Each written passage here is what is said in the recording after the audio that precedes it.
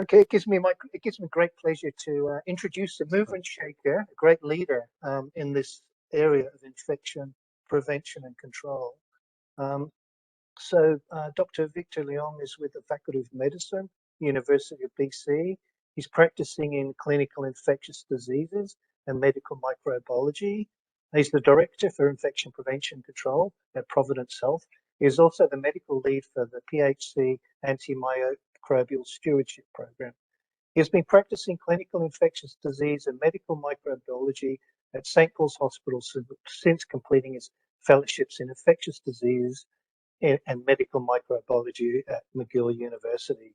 If you think about the grassroots movements, Protect Our Province, Alberta, and recently Protect Our Province, BC, he was one of the first on to brief everyone in that area as well. And he's also one of the co-authors on the Canadian Medical Association journal, also talking about, it's titled Mitigating Airborne Transmission of SARS-CoV-2. So, Dr. Leung, thanks for your leadership, and I hand it over to you. Thank you. Thanks for the opportunity to speak to the group. And I'm hoping that I can also reflect on some of the things that Colin and Jane mentioned. Most of what I think I'll be talking about briefly, and I'll try to make this quite brief, is a reflection on the pandemic and just personal observations, and then looking into what others have done to think about sustainability and the things we do in terms of preventing transmission, diagnostics, and therapeutics, and how that is reflected in terms of environmental sustainability. So the outline, I will speak briefly about transmission, talk about the diagnostic tests and how they've evolved, briefly talk about prevention strategies and some treatment strategies that we have currently available to us in Canada.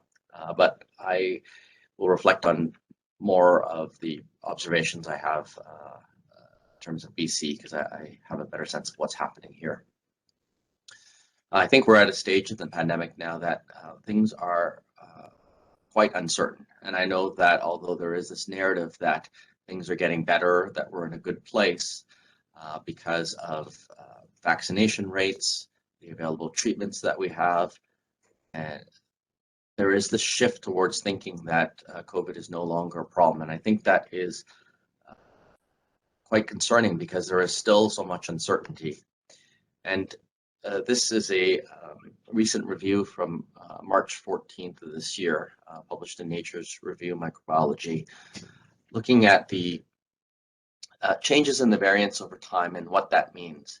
And when we think about transmission of SARS-CoV-2, there is an intrinsic transmissibility of the virus that evolves, as well as disease severity and immune escape. And when we have new variants, we think about whether it is going to be more transmissible, whether it can result in more severe disease, and whether your population, either through infection and vaccination, are going to be susceptible to still new variants, and what that means in terms of transmission as well as their outcome. Many have identified now that with Omicron, due to a bunch of factors, we know that it is positive in some sense that we are seeing one marker that people are less likely to be hospitalized if they are vaccinated.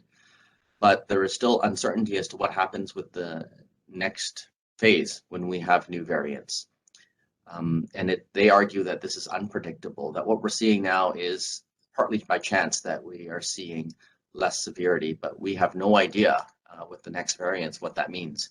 And so we can't keep going in this cycle of being satisfied with what we're doing and then not prepared for the future variants to come. So I think it's clear to this group, transmission and recognizing transmission is an essential step in responding to this, because if we don't have an understanding, acknowledgement, of the most important transmission routes, all our resources that we use become waste. And that waste is can have a significant impact on the environment. So to be clear, the most important mode of transmission for the SARS-CoV-2 virus is through particles known as aerosols, that if these aerosols contain a significant amount of virus, is an essential step in the transmission chain. And therefore, we have to focus our efforts in reducing transmission to the mode that is most important. Now, people have argued that if we have other modes of transmission, does it mean that we have to ignore it?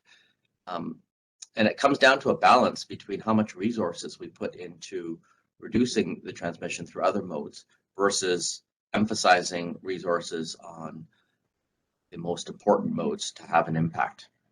And I think it's been clear to many of us that the emphasis on modes of transmission that are not significant has resulted in significant environmental impact from the use of surface disinfectants that have multiple impacts downstream in terms of the environment and life forms, but also back to the cycle of food sources and how these chemicals can have long-standing impacts on our health, but also the use of things like gloves and protective equipment that may not be necessary in all circumstances and in different contexts.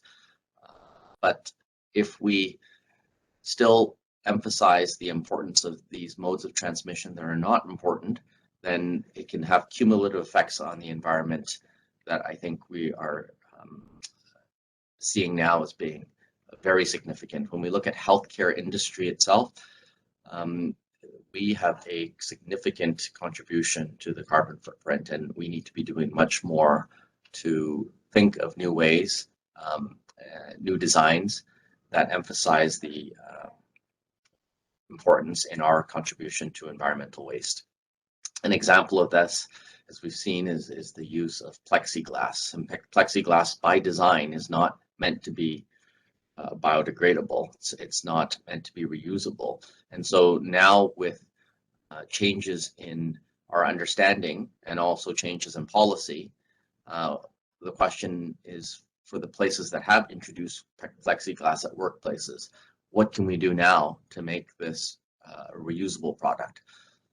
Some groups have looked at using plexiglass for design into different products, whether they be used in industry or for other functions.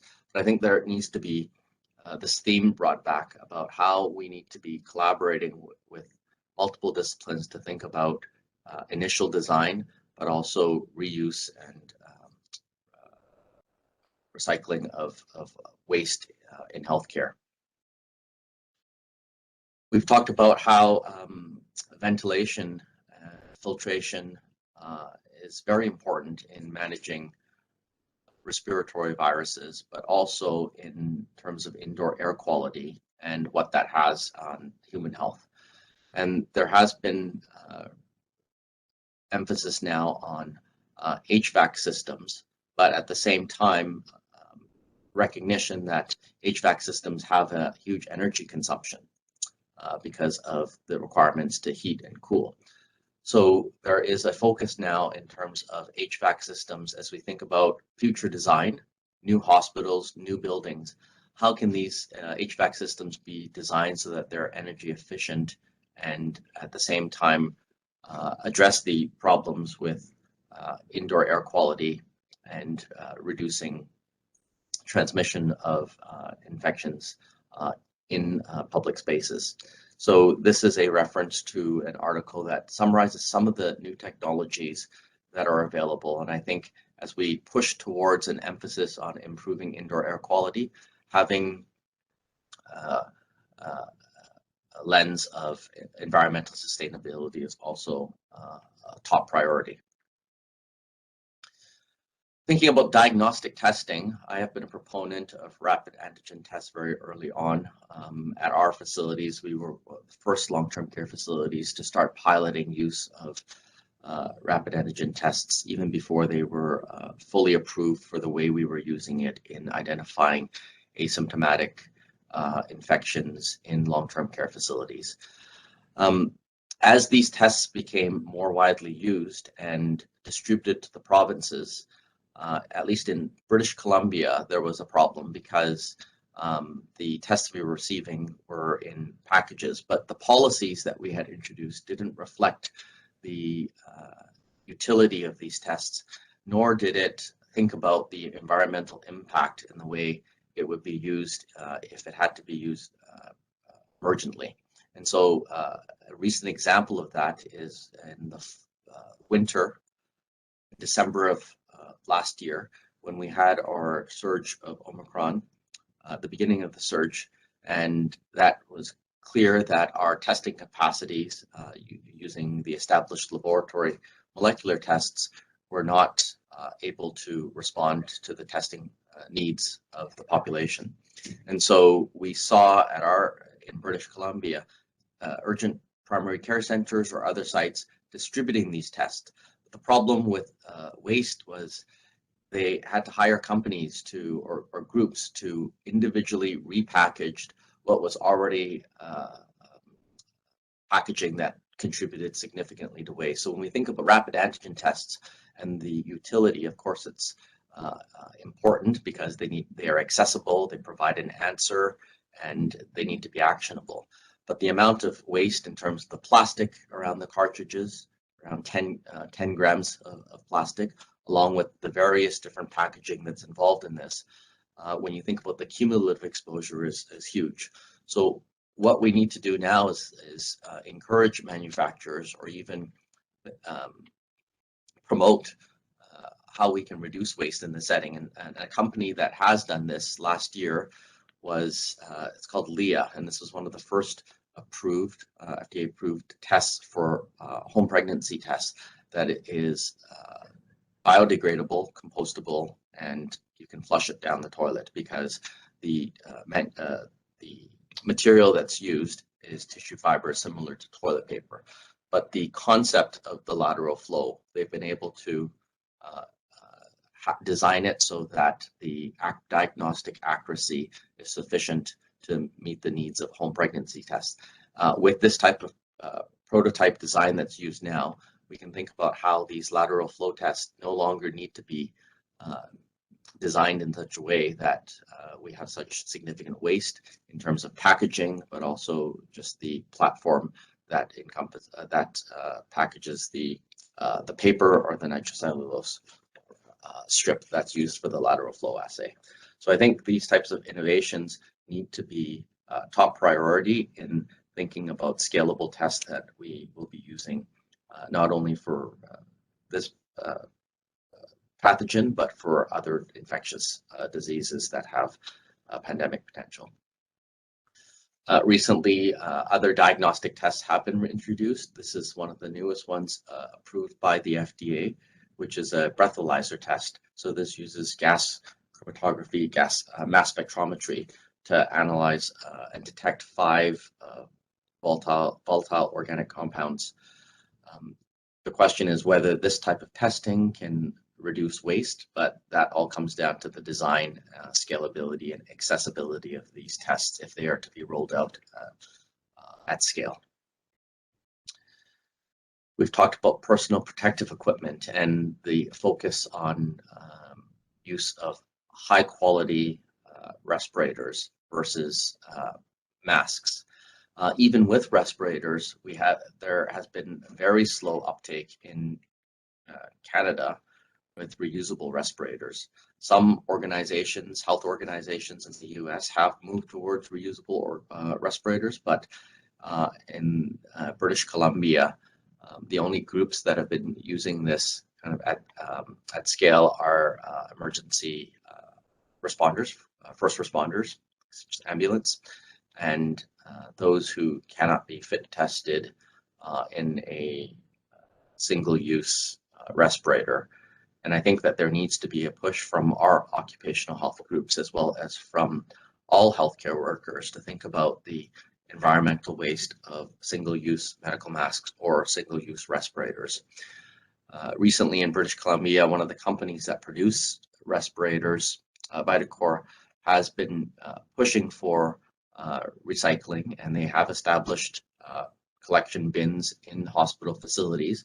This was started as a pilot project, but unfortunately it hasn't been rolled out at scale so that every facility where people are using are disposing of single-use respirators or masks can have that potential for recycling.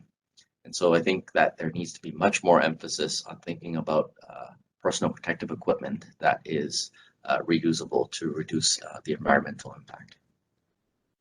And lastly, when it comes to current treatment options, there are kind of three broad categories that are being used and emphasized. One is antivirals.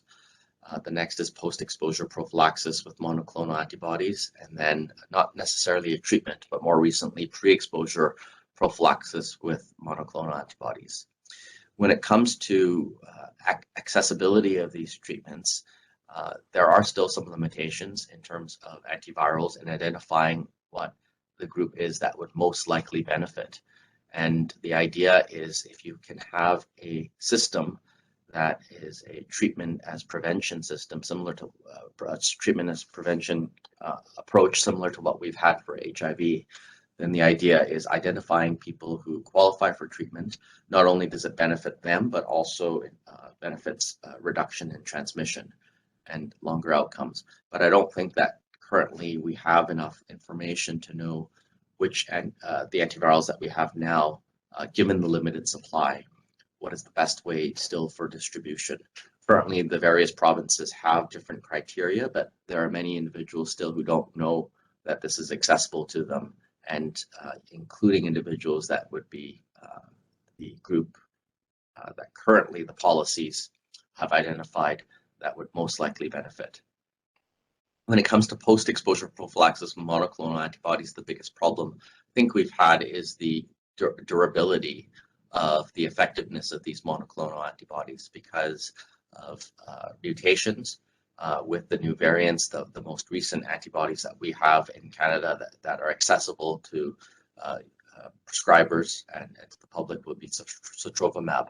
But with the change in the variants that we have now with BA2, it is not being prescribed only for extenuating circumstances where other options are not available and at higher dose after informed consent. The newest prevention strategy that is targeted to individuals who cannot respond to vaccines. And so an example of that would be people with significant primary immunodeficiency, such as common variable immunodeficiency or agamma-globulinemia, where despite the number of vaccines you provide, they will not be able to mount a B-cell or antibody response. So if we can provide passive antibodies to these individuals, that may be a form of protection. In Canada, the newest drug that has been approved, the newest monoclonal antibody that has been approved for this is Evusheld, but we have 100,000 doses. It is being distributed to provinces on a per capita basis. Provinces now are tasked with identifying which group is most likely to benefit from this, and I anticipate that we will have similar but subtle differences in each of the provinces as to how they will distribute this, limited by probably logistics of delivering and also being able to identify those individuals that fall within the criteria that I think the various committees will think about. This is the conclusion of my presentation, but I think the themes that I wanted to convey and reflect upon on Earth Day was thinking about the last 2 years and things that I've learned. And I think that one of the most important lessons is summarized by Ed Young, Pulitzer Prize winning journalist, when he presented at UBC and at University of Oregon earlier this week. And one of the statements is he says that we often rely on experts to provide, to paraphrase, experts to provide us with information and guidance. But the problem with relying on experts is that they may have knowledge that's vast, but at the same time very narrow.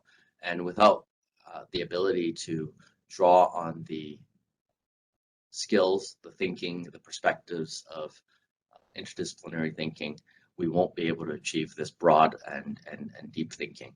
And I think that when it comes to the pandemic response, the most important thing that we have to think about for addressing this in the future is what Colin, I think Jane has alluded to and mentioned, is the ability for us to collaborate and really have different perspectives, including design thinking and sustainability. And so as an infectious disease physician, a lot of my time is spent on treating individuals, but doing so has allowed me also to think about how the individual experiences of the patients that I interact with can have significant impact if their problems that they've identified and experienced could be contributed or could inform how we think about implementation of future policies and delivery of healthcare. Thank you.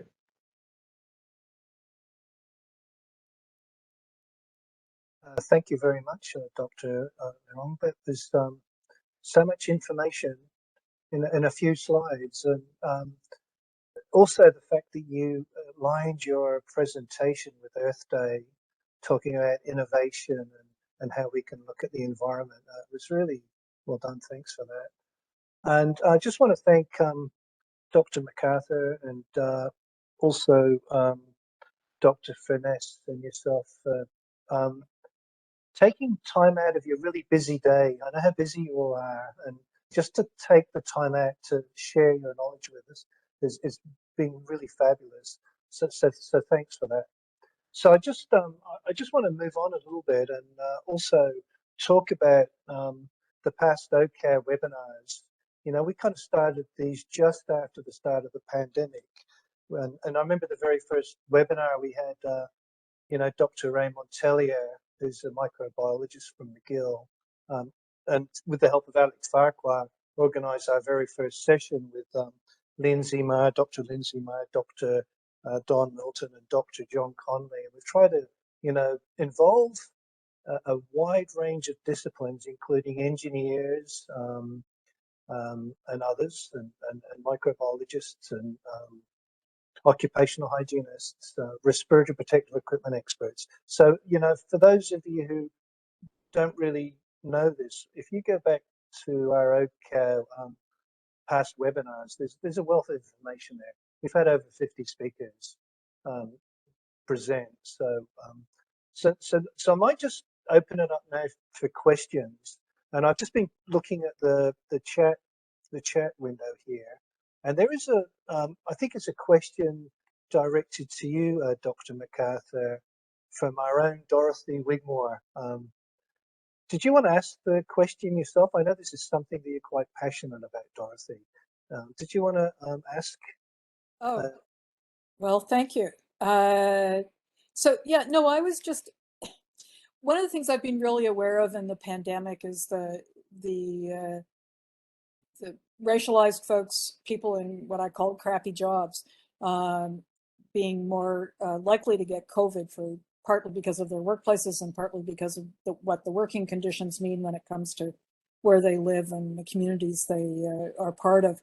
And just thinking about the links between environmental racism, the workers who are in those kinds of situations, and just curious about what CAPE is doing these days around that, because I know it's done a lot around pesticides and some other things, but I was just curious about what CAPE was doing to sort of pull the occupational and environmental health pieces together, along with environmental racism justice. Yeah, thanks for asking, Dorothy. And it's a great question. I'm going to apologize. There's a lot of noise in my house right now. I did put some links in the chat in response to your question to some of the pages on the CAPE website. I just want to say, kind of as like high level, I think CAPE really takes seriously this interconnection between human health and environments, and that includes work environments, and that includes the disproportionate locating of certain populations of people in high exposure areas. So what is CAPE doing? Well, as you mentioned, pesticides is an area that CAPE historically has worked at, and we're right now engaged as a stakeholder in the Pest Management Regulatory Agency transformation agenda process. And we always are trying to bring that lens of not only consumer exposures, but exposures by workers. We're deeply engaged in trying to influence the reform of the Canadian Environmental Protection Act.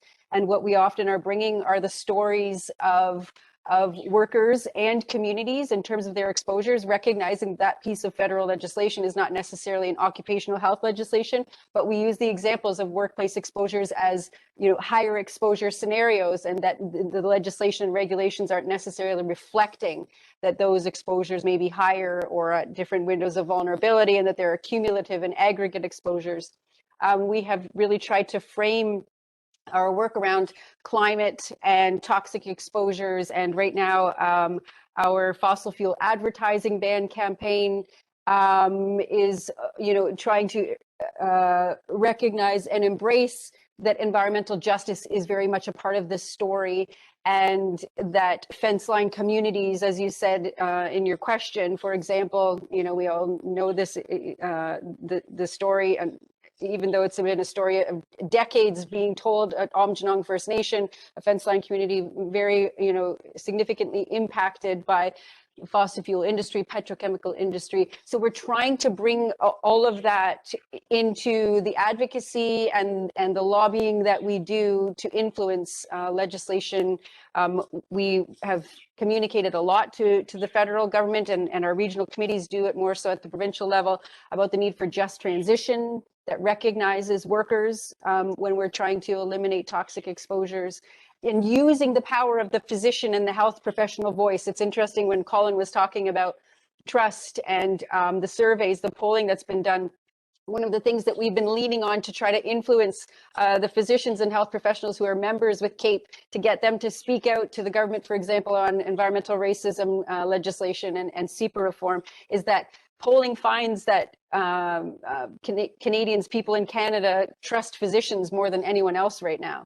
Now, of course, there's some physicians we should trust more than others, but anyway, but it's interesting, and so we are really trying to leverage that sense of trust to make environmental justice, environmental racism a big part of what we're doing with vulnerabilized populations such as workers. Yeah, I'm just in terms of Cipa, I'm a former member of the Stakeholder Advisory Committee for the Chemicals Management Program, which Cipa is all supposed to be dealing with. And people there have been fighting for years to get occupational health recognized, and we only managed it as someone was leaving their job and had nothing to lose by saying, hey, you ought to do this. So, but I think it gets to the point, and I'm sorry I missed some of the presentations because I had an appointment, but what I heard Victor talking about in terms of the need for multidisciplinary, multiple eyes on things, and that, in the sense that we are in this together in thinking about Earth Day. We are in different boats perhaps, but we're all affected by this. And so I'm grateful for what you're doing, and to the others for what they've been doing, especially around the pandemic stuff. So thanks, Dorothy. I see Val's just shown herself, but I just wanted to throw this out there. It's maybe to yourself, Victor. It's especially in healthcare. We still hear stories of people walking into hospitals with an N95 and actually being asked to remove their N95 to put, the standard blue surgical mask on. Do you think the tide's turning? Do you think that, there's changes in policies and procedures in a hospital setting where, people that go into that sort of setting are now required to wear N95s? I know it's a kind of a general question, but I'd just like to get your thinking there. I don't know if you're frozen. Sorry, that's to yourself. or to me? That's to you, Victor. Okay, so from our experience, our facility has so in the province, there is this policy that gets rolled out in terms of what happens at healthcare facilities. I have not been able to influence changing of that thinking, and so many hospitals in British Columbia have screeners that still implement that. What I have been able to influence is what we've done at our facilities, and we have said that people who come in with respirators do not need to have a surgical mask handed to them to put on top of the respirator. People who come into facilities who have respirators do not need to remove the respirators. There are occasional people who still experience that, and when we are aware of that, we go back to the groups that are working in that space to remind them and to inform them as to why we have taken a different approach. Great, thanks. So I just see you've just posted something in the chat box there, Colin. What's that? That's a topic that actually just makes my knuckles turn white, and it's actually really complicated.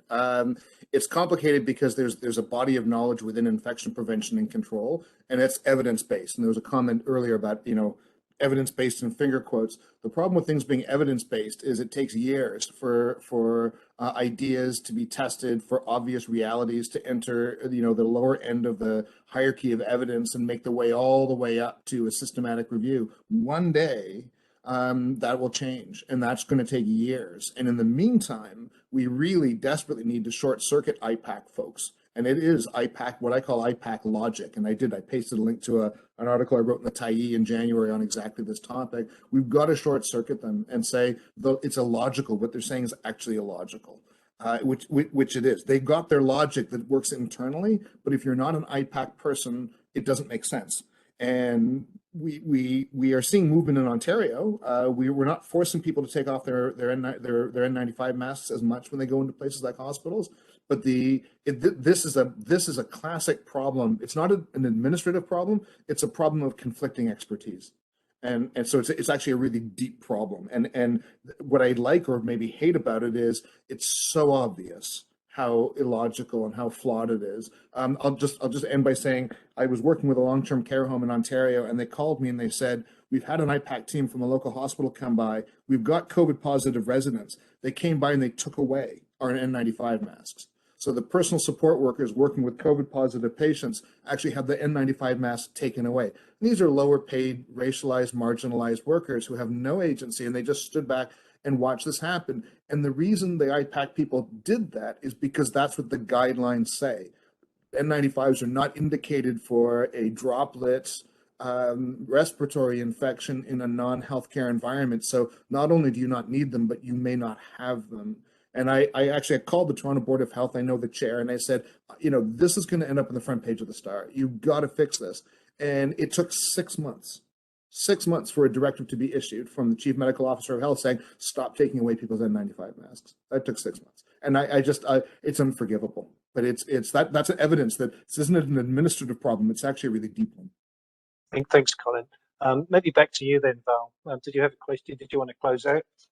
Yeah, well, I had a question for Victor first, because just in terms of how in your own facility, and I appreciate how hard it is to influence things. As Colin just described, we've been fighting since March 2020 to bring the science about mask efficacy respirator, we won't call it a mask, a respirator efficacy and the need for them, particularly everywhere in healthcare, not just for AGMPs and all that. But I just wanted to, your comment about design thinking, which I thought resonated with me, and how I wanted to ask how much you've been able to apply it in your own workplace, working with, I presume, colleagues from facilities management, colleagues from occupational health and safety. Just I guess if you could, and then I guess also from Colin's comments too, yes, it's easy for us to the broad brush is that the IPAC just doesn't get it, but you are a light in terms of your understanding and your efforts, and I'm sure there are many others. So I just wondered, even from your professional perspective, if you think that what do you think is the path forward in trying to get some of the science of other disciplines to be incorporated into the practice in the future for health and sustainability? Maybe that was too long a question. Yeah. Firstly, I'd be clear. I don't have training in design, industrial design, and so within healthcare, at least in the environments where I work, we also don't have people that are hired that have specific certification or necessarily education in that. I mean, some people have taken courses or gone to a workshop, but I think the idea is to be open. And how do we get people to be open in terms of thinking about broader problems? I think the pandemic serves as an impetus for that. And I think that environmental health is going to be a big driver, because I think more people need to recognize the importance of or the significance of the carbon footprint in healthcare. And if health is about people health, animal health, planetary health, we need to use that as our starting point to think more about how we in healthcare do not have the expertise to be doing this on our own. There are groups now at Vancouver Coastal, one of the health authorities. There is a planetary health lab. So I think that things are getting started. And now what we need to do is work with those healthcare workers who have interest, experience, knowledge about how to think about this from their perspectives. And they need to involve healthcare workers and motivate the rest of us to be involved. And so I think we're starting that process, but I'm hoping that environmental health will be a driver for this interdisciplinary work that we need in healthcare. Thanks. So I guess it is already past 3. I don't see any other questions. Dorothy's made the comment that she actually had to arm wrestle to keep her Can 99 as she stepped out this afternoon. But yeah, and it is the system. But I did want to then thank the 3 of you again, and invite you each, I guess, to if you have any final comments to offer to our audience and to each other in terms of COVID and the pandemic and the prevention of transmission, but also on Earth Day in the context of all we've talked about. I guess we've sort of gone, small, large, small again, basically. So Jane, I don't know if you have anything you want to say to wrap up. Sure. Briefly, first of all, just really thank you to you, Val, and everyone at OCAL. As Kevin pointed to, the sheer volume of speakers you've had is tremendous, and I think that is one of the successes that I would point to. Your earlier question, I think it's phenomenal what you've been doing, and I know I've learned through these sessions, and today, even listening to Colin and Victor was just tremendous, fantastic, the intersection of these ideas. In terms of thoughts on Earth Day, I fully agree with Victor that healthcare workers, I think, have an important role to play in environmental health, and I say that sincerely, and as a staff person with the Canadian Association of Physicians for the Environment, where that's the lens that we operate through, that planetary health and human health are interconnected, and from the level of what's going on in sustainability within the healthcare system, and then in our communities and more broadly, and how that connects to government policy and legislation. I think it's really important that we use that lens in all our decision making. It's interesting, I heard a comment yesterday from our communications director about feedback she's been receiving from media, that unless we're talking about the economic side of things, we're not going to get coverage. And I find that unfortunate, but at the same time, I guess it's a call to action that we need to be really touting the economic benefits as well, of the environmental lens and the environmental justice lens, and that there are economic benefits to improving human health and environmental health. So with that, I'll just say Happy Earth Day to everyone. It's been a real pleasure today, and I'm grateful that I was able to speak with two people, as I said, who I've got tremendous respect for. So thank you to all of you, and Happy Earth Day. Thank you. I think that comment reflects mainstream media bias nowadays too, but it is to get the message out. I guess that is interesting that you have to catch the interest to get the headline to be able to get information out. I think that's anyways, I'll switch over to Colin because that's sort of a segue again in terms of information, trust, and communication. That comment, Jane, about having to bring economics into it, I tend not to think that way, but I share that reality in my own constructed world. So thanks for that. You know what I think it's so important to have conversations just like this. When we talk about epistemic trespassing and ways of believing or ways of knowing that diverge, conversations like this, I think they're absolutely vital, and we need to do more of these. And some of you will go and talk to someone else about what you heard and so on and so forth, and we get more interconnections and more dialogue. And that's the way to get interdisciplinary. It's got to start somewhere. So thank you for the opportunity, and I very much enjoyed my time here today and listening to my colleagues. Great, thank you again. And Victor, any sort of final comments as our last speaker to offer on Earth Day? Yeah, I just want to thanks for organizing this and having me speak. I've also learned a lot. One of the things that I will do in order to keep this dialogue going, at least in the health area that I work in, is work with some of the physicians who have been doing a lot of work on planetary health, and continuing to work with them on how we can introduce some of those ideas on reducing waste in our daily practice. And I will share on our kind of chat with healthcare workers that we have some of the things I've learned about today on this talk. Thank you very much. Yeah, thank you. How about you, Kevin? Anything you wanted to say? Just amazes me every time we have these sessions. Just the caliber of the people we have and the information that's shared. I remember, so I'm the past president of Workplace Health Without Borders as well, and one of our founding members talked about WHWB and what they can do. It's about bringing people together. So just bringing you folks together and introducing you to each other and sharing this information. It just feels so good. So thanks for that. Yeah, thanks. And yeah, I feel grateful every time we do this to learn and to connect with people. And I think that hopefully, even though on Earth Day it's a bit depressing right now when we think about the lack of regard still for airborne transmission that we've been fighting about for 2 years, more than 2 years already, and since SARS-1, in fact, right, decades.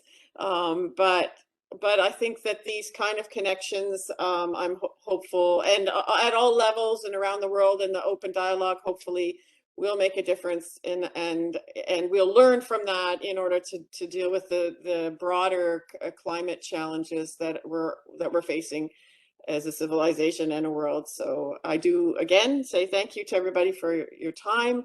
As I mentioned at the beginning, we have been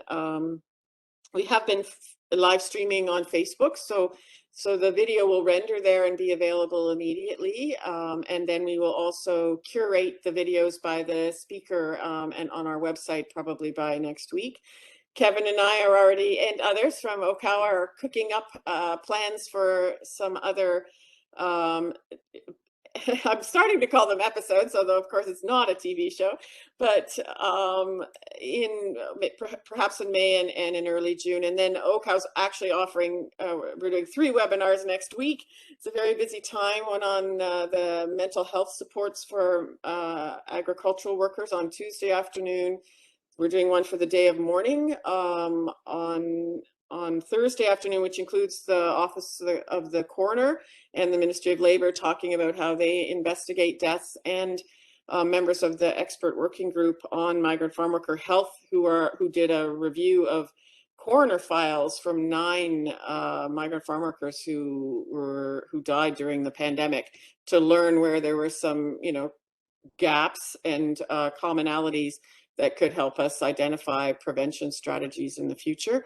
And then our Mayday Workplace Mental Health series starts on Friday morning, and it will be about addictions and opioid harm reduction in workplaces. That's the first one, and then it'll run every Friday morning through May. So it's a busy time, and I encourage people, the information for all of those is on our website.